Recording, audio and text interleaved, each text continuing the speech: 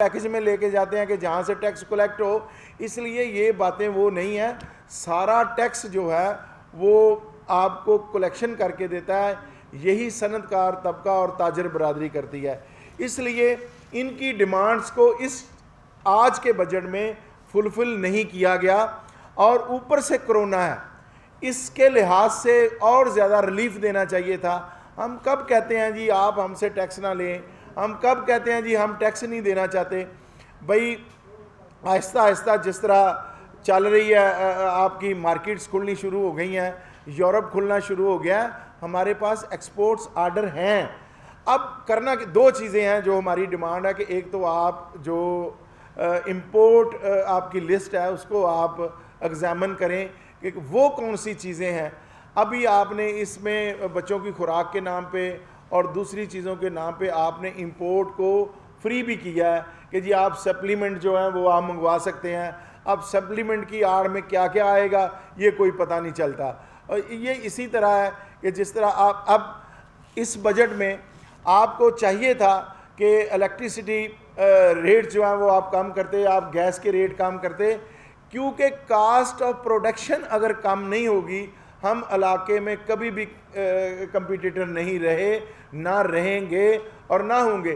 آپ کہتے ہو جی کہ 80% ہماری جو الیکٹریسٹی ہے، بجلی ہے، وہ بنتی ہے ڈیزل سے، فرنس آئل سے اور آئل پروڈکٹ سے. جب آپ خود کہتے ہو کہ 80% ہم وہاں سے پروڈیوس کرتے ہیں، تو آئل پرائسز پوری دنیا میں، یہ بھی اللہ تعالیٰ کی طرف سے ایک مہربانی ہو گئی کہ وہ پچھلے 20 سال کی کم ترین سطح پہ چلی گئی، اور آپ نے جو ریلیف عوام کو پاس آن کرنا تھا وہ نہ ہو سکا. اس کے باوجود آپ نے آئل پرائسز کم کی، لیکن لوگوں کو پیٹرول ہی نہیں مل رہا. گورنمنٹ کی ریٹ بھی اسٹیبلش ہونی چاہیے، ایک چیز. دوسری اس سے بھی آگے آ جائیں کہ اس سے ریلیٹڈ آپ کی بجلی کے ریٹس اور گیس کے ریٹ کم ہونے چاہیے تھے، جس سے آپ کے بزنس کو ریلیف ملتا اور ہم کاروبار کو اچھے طریقے سے کر سکتے. اور ایک چیز اور ہے، انڈسٹری چلے گی، لوگوں کو روزگار ملے گا.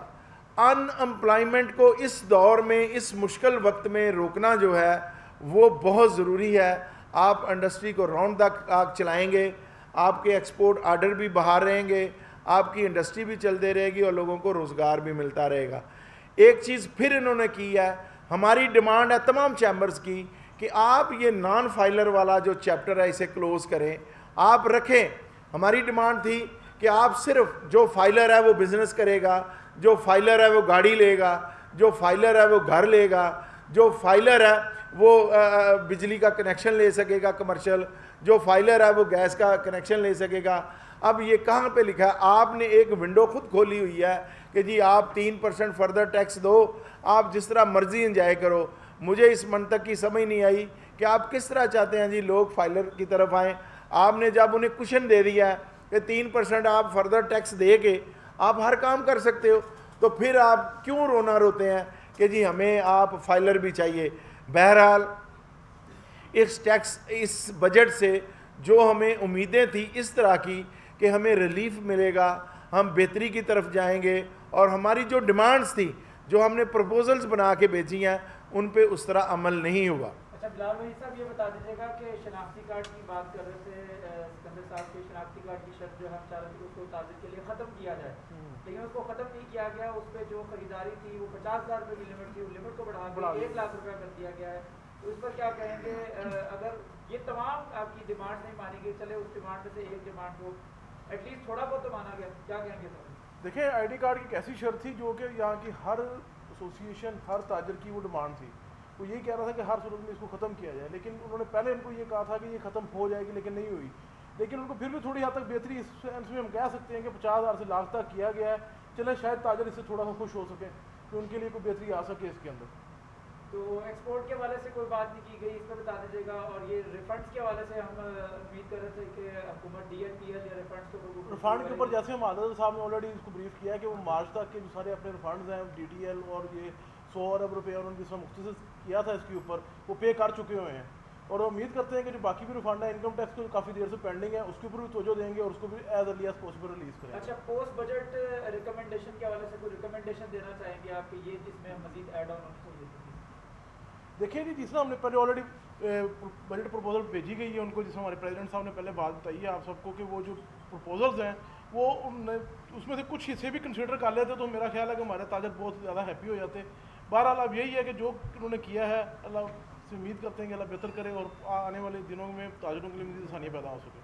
اچھا راؤ صاحب ٹیکس محسوسات اس میں اضافہ کیا ہے تو آپ لوگوں کا پہلے بھی یہ شکوہ ہوتا ہے کہ جو پہلے ٹیکس گزار ہیں انہیں سے ٹیکس جو ہے وصول کیا جاتا ہے، جبکہ نئے ٹیکس گزار جو ہیں ان کو تلاش کرنے میں اختیار ہمیشہ ناکام ہی رہتا ہے.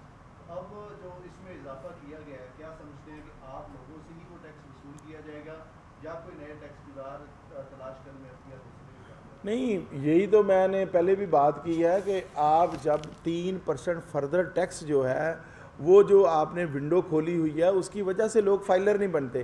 بندہ کہتا ہے جی میں 3% اضافی ٹیکس دوں، میں ریٹرن کیوں فائل کروں، میں آڈٹ میں کیوں آؤں، میں پوچھ تاچھ میں کیوں جاؤں، میں اپنی ویلتھ ٹیکس اسٹیٹمنٹ کیوں دوں.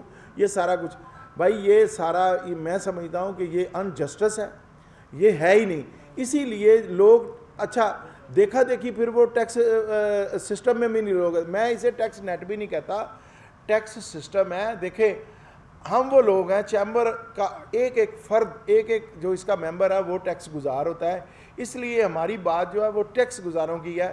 اور ٹیکس نہیں دیں گے یہ ملک ترقی نہیں کرے گا. ملک قرضوں کی دلدل میں کیا ایک چیز، اور اس میں ایک چیز بڑی واضح ہے کہ آپ کے کلیکٹ کیے گئے ٹیکسز میں سے آپ کا جو میں بیوروکریسی ہے، آپ ان کی زندگی کا ذرا مشاہدہ کر کے دیکھیں کہ ان کا لیونگ سٹینڈرڈ کیا ہے، ان کے آفسز کس طرح کے ہیں.